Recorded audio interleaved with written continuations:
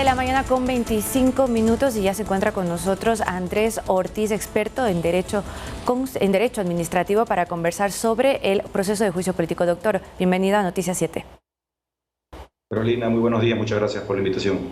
Muchísimas gracias a usted por su tiempo. Bueno, y para empezar a entrar en materia, quisiera conocer qué opinión le merece lo que ha sido la primera fase de recepción de pruebas de cargo y descargo que finalizó ayer en la Comisión de Fiscalización. La verdad, un poco sorprendido porque la Corte Constitucional ha sido muy clara al momento de determinar a qué ámbito debe circunscribirse el juicio político, y básicamente lo ha circunscrito a la tercera acusación, que fue el cargo por peculado.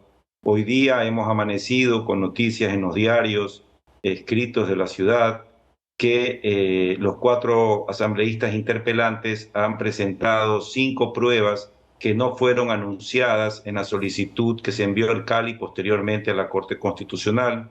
Hay comparecencias, por ejemplo, de Johnny Estupiñán, unos audios de un medio digital que tampoco fueron indicados en la solicitud, lo cual estaría vulnerando claramente la ley orgánica de la función legislativa, que establece que en el caso del juicio político contra el presidente, en la solicitud debe hacerse el anuncio de la totalidad de la prueba.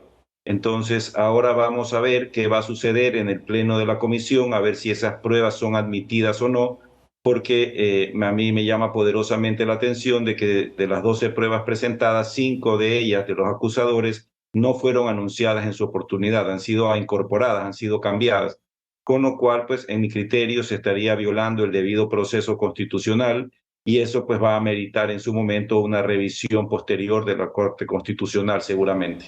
Doctor, solo para tenerlo muy claro, cuando usted menciona que deberían haber hecho ya presentar toda la prueba, ¿esto quiere decir que los solicitantes tenían que, en el momento de ingresar la petición a la Asamblea Nacional, ellos tenían que exponer ya toda la prueba y solamente las que exponían ahí son las que se pueden presentar en esta fase?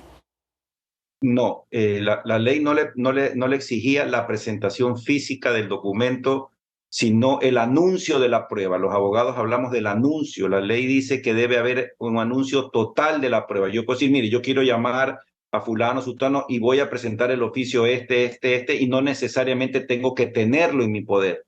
Lo que tenía la obligación los interpelantes era de anunciar los documentos. La ley no le exigía tener o presentar los documentos al CAL y luego que el CAL los remita a la Corte.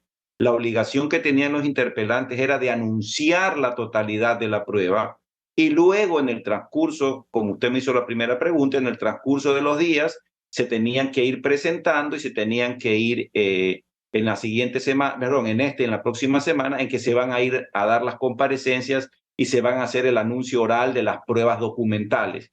La sorpresa es que dentro del anuncio que estaban obligados a hacerlo, no están las pruebas que el día de ayer han ingresado a la Secretaría de la Comisión de Fiscalización, por lo que le tocará en el seno de la comisión ver si admiten o no estas pruebas que no fueron anunciadas al CAL y que por ende tampoco pasaron por el filtro de la Corte Constitucional. Esas pruebas, esas 5 pruebas que son solicitadas en el último escrito presentado por los interpelantes, no fueron anunciadas en la solicitud de juicio político al señor presidente constitucional de la República.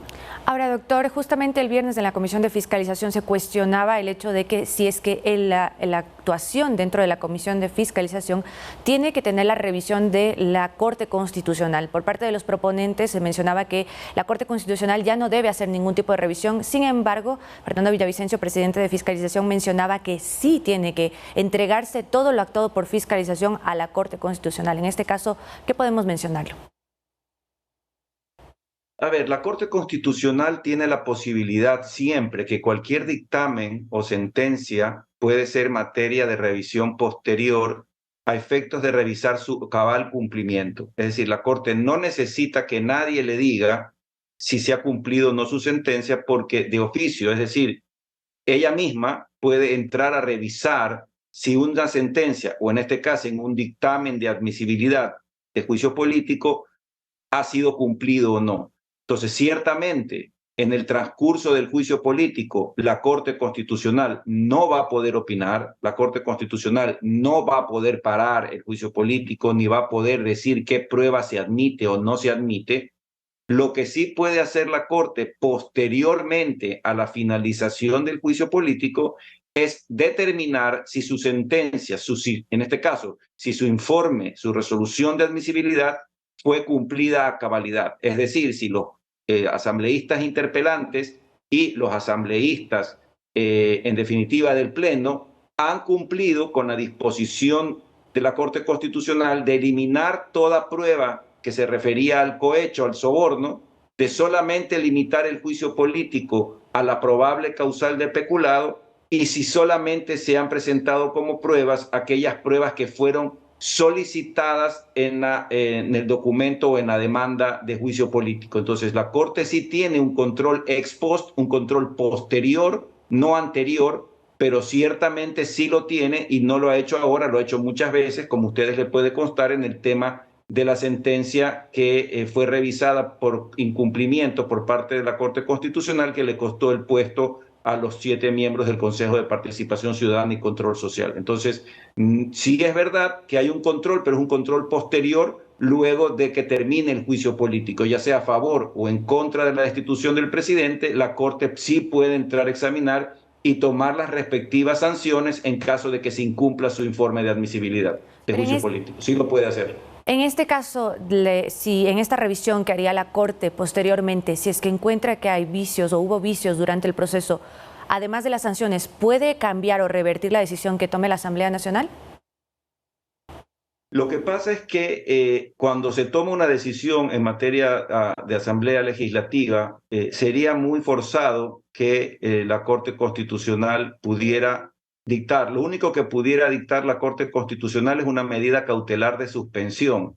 Es decir, no puede revocar una decisión del primer poder del Estado, pero sí puede suspender sus efectos. Es decir, lo ha hecho muy pocas veces la Corte, pero sí puede, ante un hecho notoriamente violatorio de derechos constitucionales y ante la gravedad de lo que pudiera constituir una destitución a un presidente de la República, pudiera, a petición del propio presidente o incluso, como yo decía originalmente, de oficio, suspender cautelarmente la decisión que en su día llegase a tomar la Asamblea Nacional, si es que considerare prima facie, es decir, en una primera vista, que se hubiesen violado derechos constitucionales tanto del señor presidente como incumplimientos flagrantes al informe de la Corte Constitucional que admitió el juicio político. Entonces, si bien no puede revocarlo inmediatamente, sí puede suspender sus efectos de manera inmediata para revisar si que la sentencia o dictamen se ha cumplido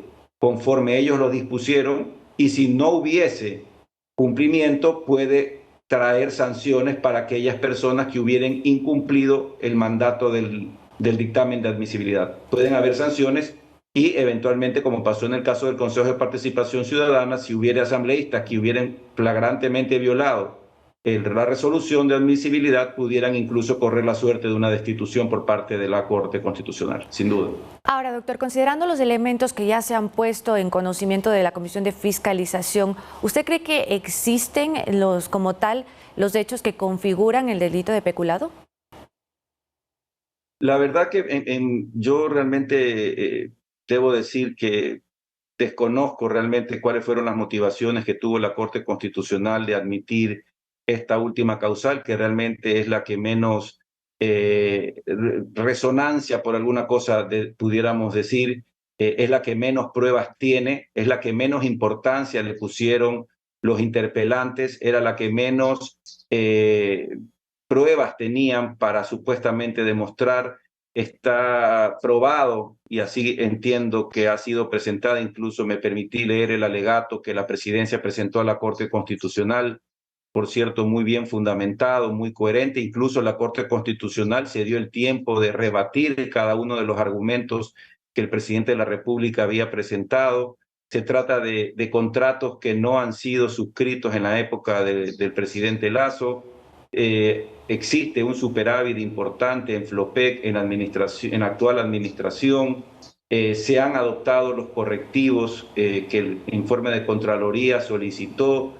Entiendo que también leí el día de hoy que el presidente de la República ha pedido la comparecencia del almirante Johnny Estupiñán para que dé la versión de los hechos con relación a su solicitud de primero de revocatoria del contrato y luego dándose cuenta de las consecuencias jurídicas que hubiese traído para el Estado terminar ese contrato, dada la posibilidad de ser demandado el Estado ecuatoriano y a pagar indemnizaciones millonarias.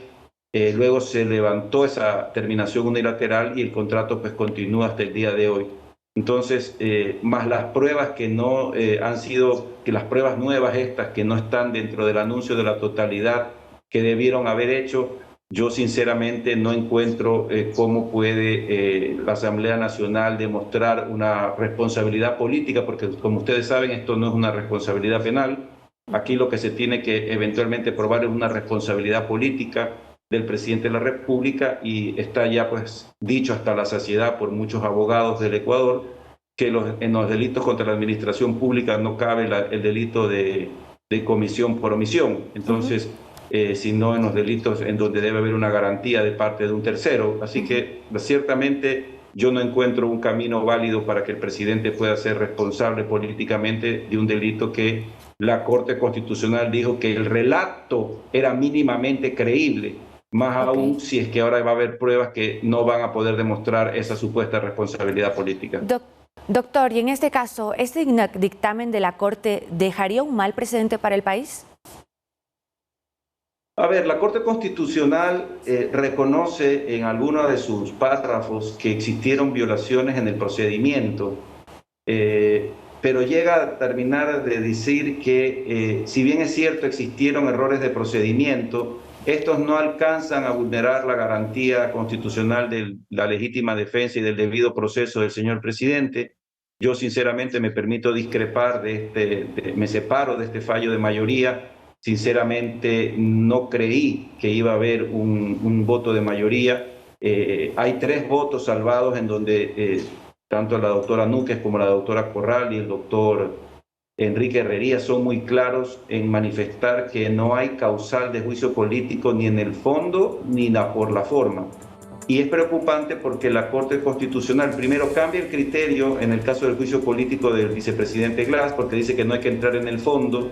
En este caso dice que sí hay que entrar en el fondo, pero hace una serie de interpretaciones argumentativas, inferencias que realmente a mí me llamaron poderosamente la atención, y creo sinceramente que la Corte Constitucional cometió un grave error al haber admitido un juicio político en estas condiciones y en esa forma, ¿no? El proceso debe cumplirse, hay formalidades que no pueden soslayarse.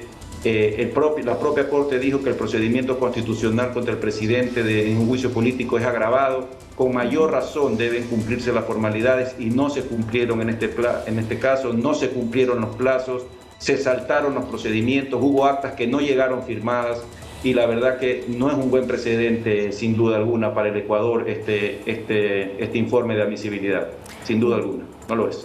Perfecto, muchísimas gracias. Estuvo con nosotros Andrés Ortiz, experto en Derecho Administrativo. Doctor, gracias por estar en Noticias 7. Muchas gracias, Carolina. Vamos a una pausa, son las 7:39 de la mañana y luego continuamos con más información. ¿Usted quiere conocer cómo acceder a los bonos 1 por 30? Se lo contamos a continuación.